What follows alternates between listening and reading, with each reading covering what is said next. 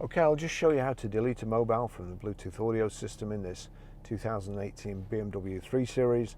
So from any screen, you can either go to menu, or we can go to comms there. Why they couldn't call it telephone, I'll never know. And then we dial it down to manage mobile devices. Select manage mobile devices, click on it, and then there's my phone, Barry's iPhone 11.